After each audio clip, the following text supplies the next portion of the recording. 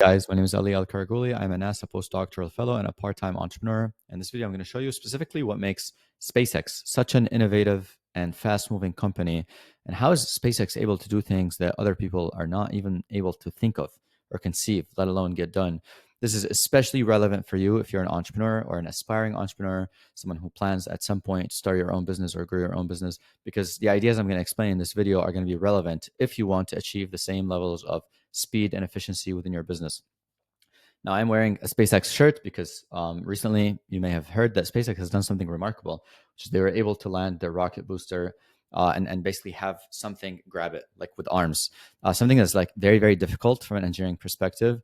And I know this because I have a PhD in engineering. I've studied engineering. I work as an engineer, so I can only think I can see exactly how challenging something like this is, but I can also see how something like this is very, very doable. So I'm going to explain to you some of the frameworks involved in making something like this happen, which again, you can hopefully apply in your business and personal life.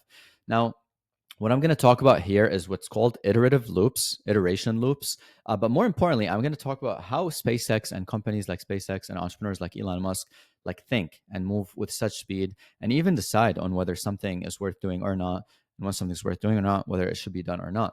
So the very first thing, obviously, is you start with the goal, right? So in this case, the big picture goal for a company like SpaceX is to land humans on Mars, is to make life multiplanetary. That vision is very clear. It has been stated many, many times to the public, and I'm confident it's been stated a million times to the people inside of SpaceX.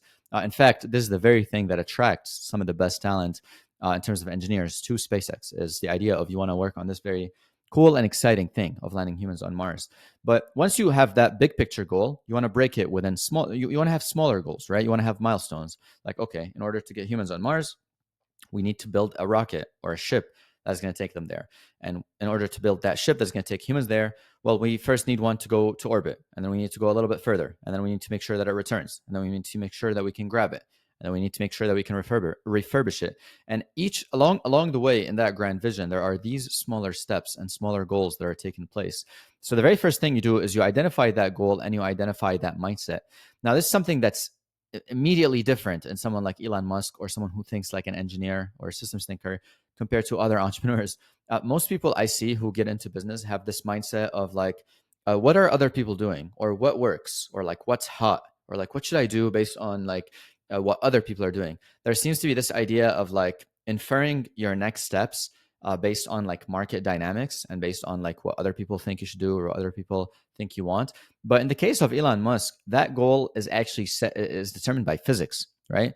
So, for example, in the case of Starship, the very first question you ask is, okay, what's stopping us from building a rocket that is able to land someone in Mars or go to Mars in the first place? And then you identify all the technical challenges, the engineering challenges involved. Some may be financial challenges, some non-technical challenges may be present as well. But the idea is that you ask, like, what is stopping us from this? And you basically go back to the physics, right? So while other entrepreneurs usually think in terms of like market demands and like what you should do, and they think of like what other people are thinking, someone like Elon Musk is only thinking about the physics, is thinking about like, is this physically possible or is this physically impossible? And you can actually refer to a very basic set of equations, which are Newton's laws for mechanics and then Maxwell's laws for electromagnetics. Now, this is out of the scope of this video, but if you are interested, I do have another YouTube channel where I explore these things in detail.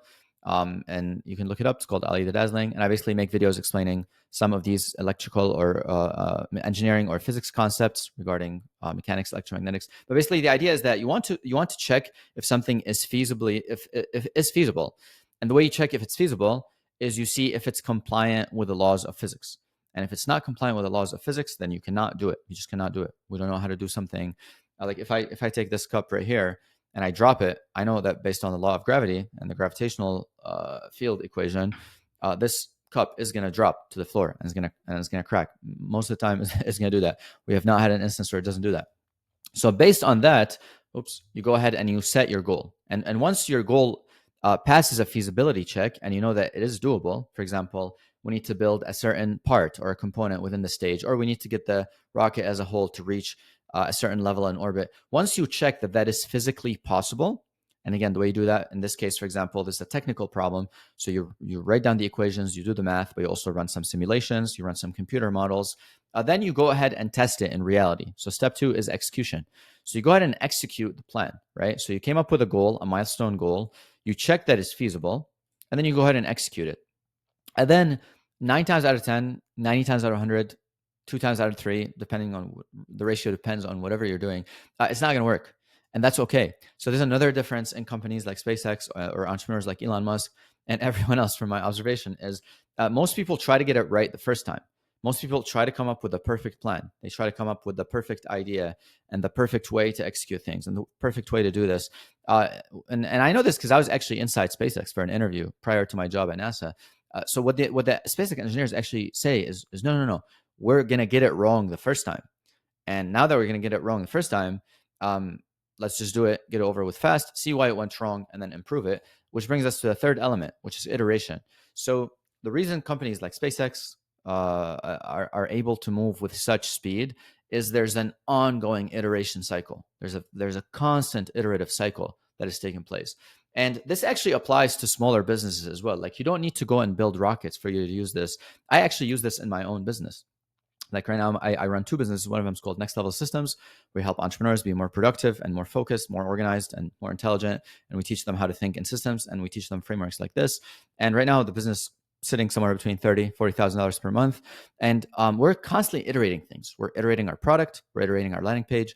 We're iterating our ads, our marketing. We're constantly testing out things based on a goal and a feasibility check.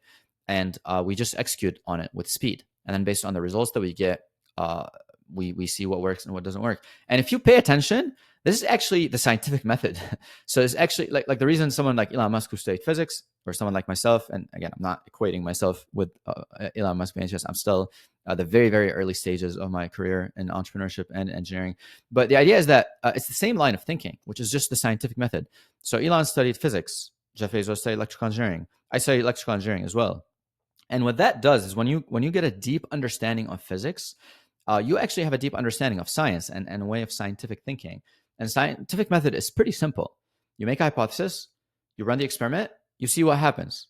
You F around, and then you find out, right? Like, you think this was what should happen. Let me test it out, and you find out. And you keep doing this. This is the exact same iterative cycle over here.